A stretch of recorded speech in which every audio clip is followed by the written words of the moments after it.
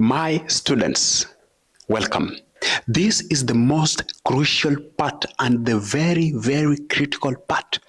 After taking you through the 8 parts of speech, I've taught you much about the prepositional phrases, the adverbial phrases. Now, listen to this. I've taught you about subject, predicate, and everything that you will need in our course 1. Now, this is very critical and very important because now then, what will you do with the sentences that I have taught you? For example, you know what's a subject? It's just a noun. You know what's a verb? It's a predicate. Now, what is the implication? Now, apply that.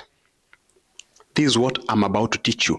Now, the subject-verb agreement in grammar makes us now know that a learner has defined and has made a good mastery in the language of what?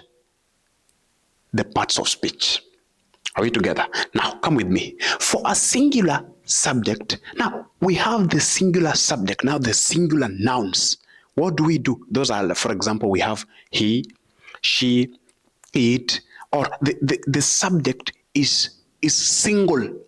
It is singular. It's not plural. What do we do? The verb usually needs an S at the end. There's a rule. That is the grammar rule. You can't make any word, you can't pronounce any subject that is singular without adding an S to the predicate, which is the verb. For example, I have good sentence here. And cram this very well. We call it the S rule. S rule means that now we have what we call this sentence here. When we begin, the verb must have an S at the end when the subject is singular. Underline. All right. I hope you are seeing this clearly and in a good way. Now, for example, he eats an apple. We have he, which is our subject. He eats. Now, the subject here, it's the person. Eats is now our predicate, which is the verb. This is the subject. Now, for you to determine this verb here, which is the predicate, what is the ending of it? You must know, is this singular or is it plural? So it is singular because he is just referring to one person. This is a pronoun. So this pronoun being singular, the verb, which is the predicate, must have an S at the end. So we say, he eats an apple. We will never at any point say, he eat an apple.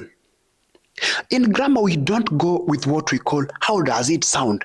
Whichever the case. You know, we have people in grammar who say, whichever the case. Here now, we don't deal with, let it be, whichever the case. I don't care about the language. We deal with facts and rules. Grammar is made of rules. If you don't know the rules, get out of the game. Now, he eats an apple. Let me move to the next sentence. She. This is our subject, which is the pronoun. She plays football. So, this is the noun, which is the subject, and we have plays, which is the verb, and also the predicate. Remember the word predicate. Don't fear these words. Predicate means a verb.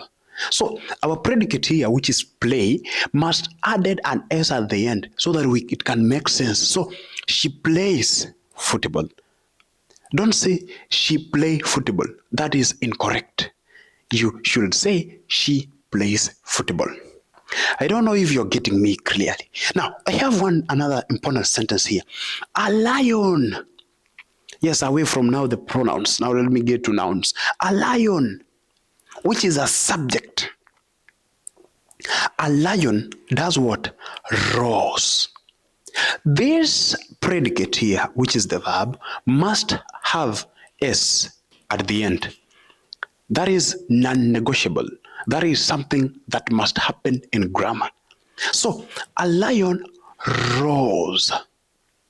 Are you getting the point? A lion roars. So we have S at the end. You get the point? Now, the big deal of this is that the S rule must apply when the subject is singular. Get this very well, because grammar is rules. When you don't get it, get out of the game. Now, we move now to the plural part. It's all about no S rule. What does it mean? When the subject is plural, the predicate, which is the verb, will not have an S. For example, we have they.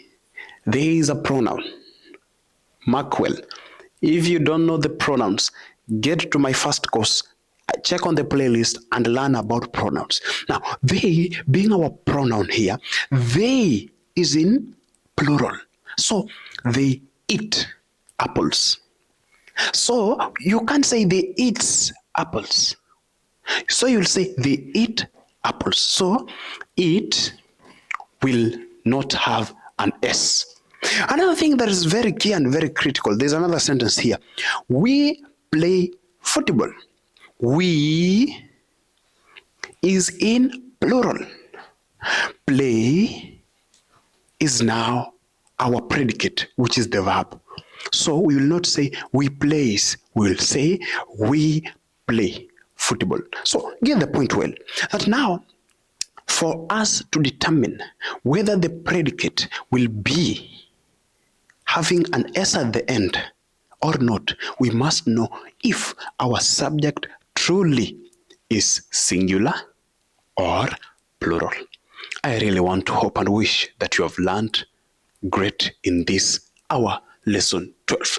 Thank you so much. May you like, comment, share, and subscribe. Don't forget to open your Google notification on the subscribe button so that whenever I dive into lesson number 13, you get it here right in Mombasa English Academy. Thank you so much. May you have a good moment.